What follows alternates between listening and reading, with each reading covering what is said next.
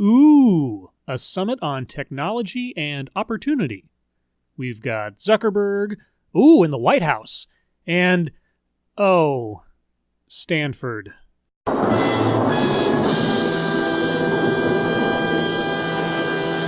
I can't seem to escape those guys. I guess it would help to not keep checking out the new postings on their YouTube channel. So, I am a masochist. Oh well. What do you have in store for us today?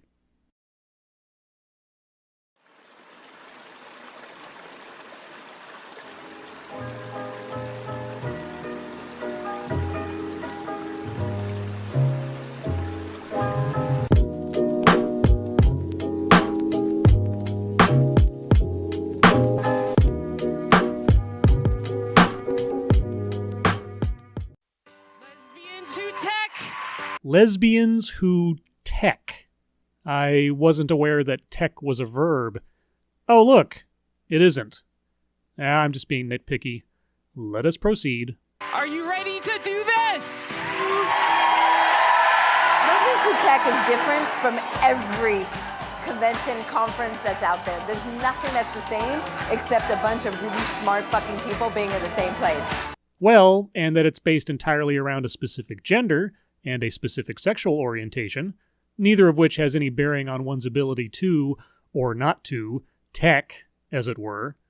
I wonder what your opinion would be about a conference titled Straight Males Who Tech. It's just incredible to see an event that's only been here for 2 years grow to this type of size. It's really impressive. Imagine one of the best tech conferences you've ever been to with only lesbians, basically, and allies. Only lesbians, and a hesitant and allies. Who the conference is for, and who are there only to cheer them on. Got it. Whatever level you are at, technically or professionally, there will be somebody to meet you and help carry you forward. Carry you forward. Lesbians cannot walk on their own? My least favorite expression is unconscious bias, which I think there's nothing... Tell us why. Because there's nothing unconscious about it. You know what you're Preach. Oh yes, do preach. Preach that everyone who isn't you, every situation where you don't feel you are being made the center of things, is an occurrence of direct and intentional prejudice. As silly a theory as unconscious bias is, at least those professing it to exist tacitly allow for the benefit of the doubt in its definition. But no, none of that for you. Everyone who doesn't behave as you see fit is actively conspiring against you.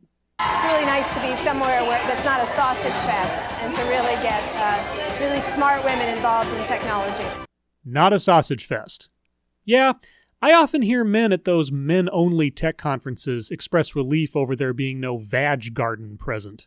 I'm sure you would empathize with them completely on that sentiment, were it ever said.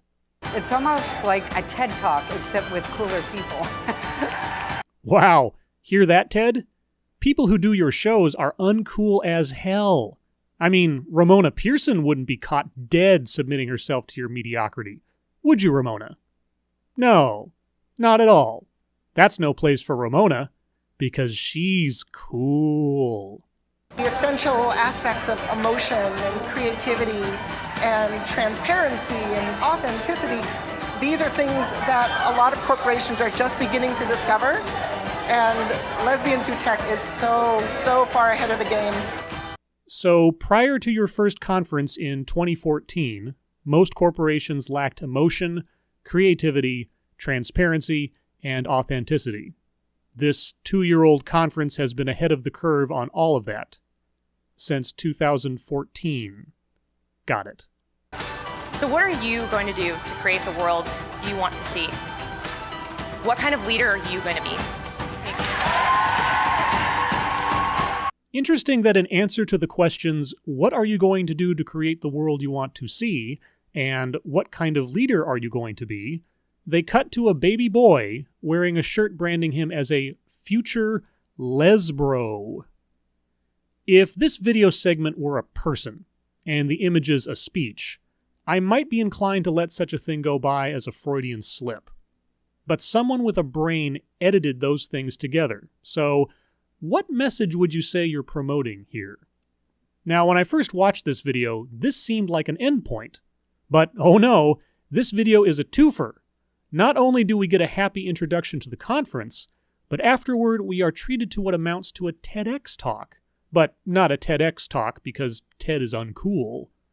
So that portion of things will be covered in Part 2. And until then, as always, thank you for watching.